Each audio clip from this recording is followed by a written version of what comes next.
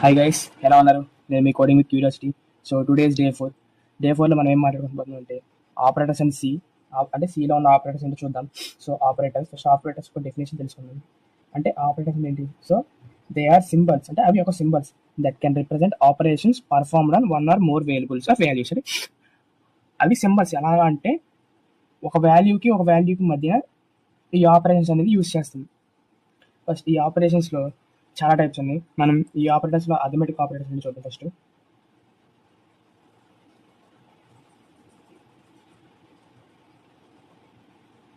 Arithmetic operation లేదు. ఇప్పుడు మనం మ్యాథమెటికల్ ఆపరేటర్స్ ఉన్నాయి కదా,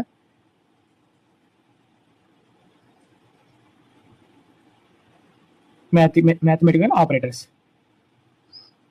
ఆపరేటర్స్ ఏంటి అంటే ప్లస్ అవ్వచ్చు, మైనస్ అవ్వచ్చు, మల్టిప్లికేషన్ అవ్వచ్చు, డివిజన్ అవ్వచ్చు, మాడ్యులస్ కూడా అవ్వచ్చు. సో ఇవన్నీ మ్యాథమెటికల్ ఆపరేషన్స్. సో మనం దీని మీద ఒక ఎగ్జాంపుల్ చూద్దాం. అంటే ప్లస్ అంటే addition, subtraction, multiplication, division, modulus. ఇవన్నీ మ్యాథమెటికల్ ఆపరేటర్స్, అంటే అథమెటిక్ ఆపరేటర్స్ అనేది. సో ఎగ్జాంపుల్ ఏంటి మీద మనం ఇంట్ ఏ ఈజ్ ఈక్వల్స్ టు 10 అని ఇచ్చాం. తర్వాత ఇంట్ బి ఈజ్ ఈక్వల్స్ టు 5 అని ఇచ్చాం. అంటే మనం తర్వాత ఏం చేస్తున్నాం, సమ్ అని ఒక వేరియబుల్ని డిక్లేర్ చేసుకుంటున్నాం, ఇంటూ సమ్ అని.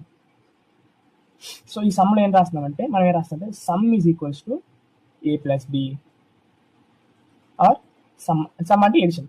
తర్వాత సబ్ట్రాక్షన్ అనుకో S U B is equals to a minus b. అలానే మల్టిప్లికేషన్ అనుకో ఎంయుఎల్టీ అంటే ఇవన్నీ మనం యూజర్ డిఫైన్ వేరియబుల్స్ అని. Multi is equals to a into b అని. డివిజన్ అంటే D I B is equals to a by b అని. ఇలాగా యూజ్ చేస్తాం మనం. అంటే మనమే ఇక్కడ వేరియబుల్స్ అనేది క్రియేట్ చేసుకుంటాం. So this is for arithmetic operators. So మనం తర్వాత రిలేషనల్ ఆపరేటర్స్ అనేది చూద్దాం.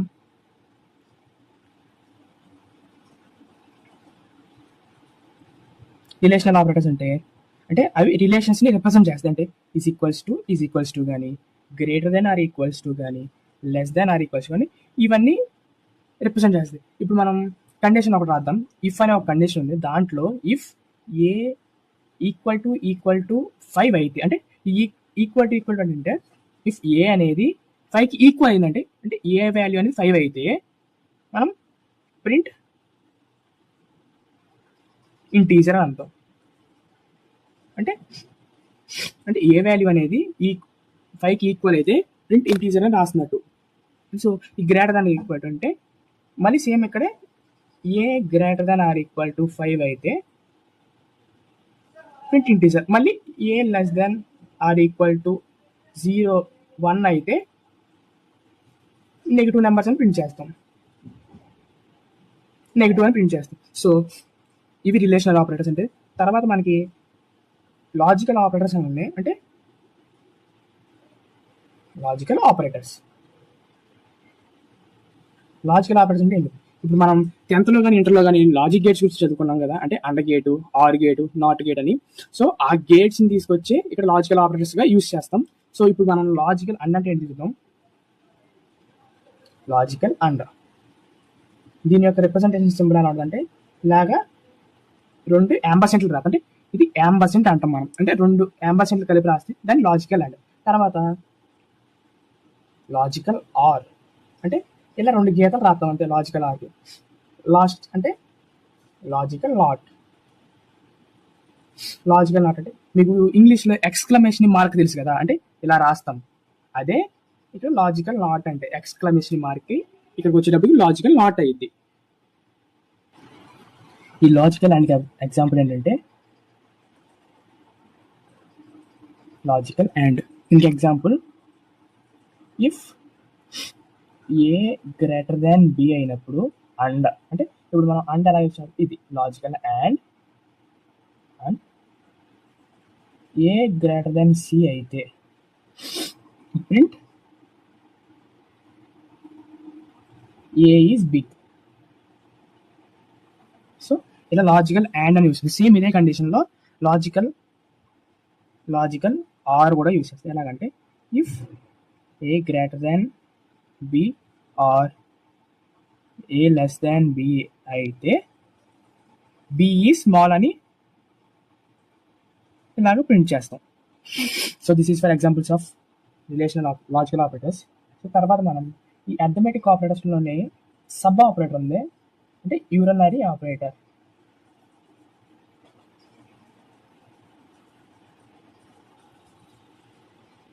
యూనరీ ఆపరేటర్ అంటే ఏం లేదు, అంటే ఇంక్రిమెంట్ ఆపరేటర్ అని ఉంటుంది. Increment and decrement operators.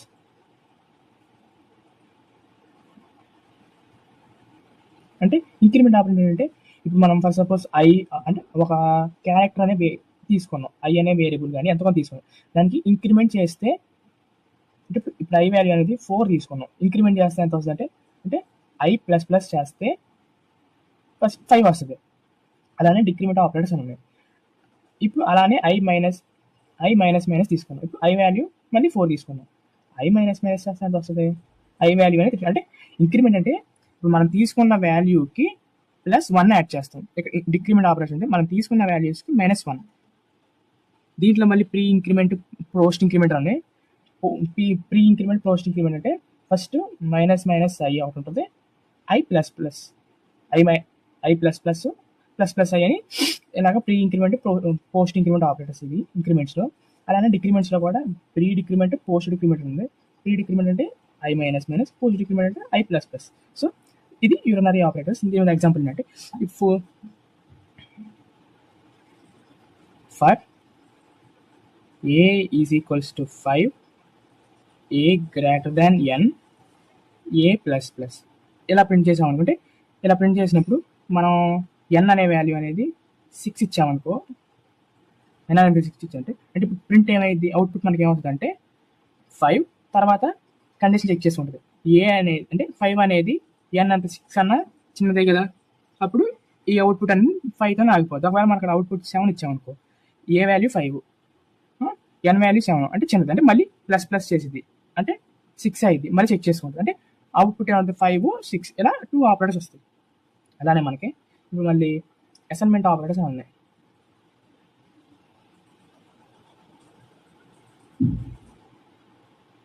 Assignment operators ఏంటంటే ఈజ్ ఈక్వల్స్ టు కానీ, ప్లస్ ఈజ్ ఈక్వల్స్ టు కానీ, మైనస్ ఈజ్ ఈక్వల్స్ టు కానీ, మల్టిప్లికేషన్ ఈజ్ ఈక్వల్స్ టు కానీ, డివిజన్ ఈజ్ ఈక్వల్స్ టు కానీ, మోడ్యులర్ ఈజ్ ఈక్వల్స్ అంటే ఇప్పుడు ఈజ్ ఈక్వల్స్ టు ఏంటంటే ఏ equals to 5 అని డిక్లేర్ చేసాం మనం. అంటే ఈ ఈజ్ ఈక్వల్స్ టు రాసాం కదా, ఈ ఈజ్ ఈక్వల్స్ టు అనేది అసైన్మెంట్ ఆపరేటర్. అంటే ఇప్పుడు ప్లస్ ఈక్వల్ ఎంత అంటే a plus is equals to 5 అంటే ఇది కూడా ఇలా రాస్తే అసైన్మెంట్ ఆపరేషన్. సేమ్ ఇక్కడ మైనస్ పెడతాం, డివిజన్ పెడతాం, మోడ్యులస్ అని సింబల్స్ అని పెడితే ఇలాగా a modulus is equals to something 2 అని, a division is equals to something 2 అని, ఇలా మధ్యలో ఆపరేటర్స్ అని ఇలా యూజ్ చేస్తాం. సో తర్వాత టెర్నరీ ఆపరేటర్స్ అని కొన్ని ఉన్నాయి. అంటే ఈ టెర్నరీ ఆపరేటర్స్ ఏంటంటే టెర్నరీ ఆపరేటర్స్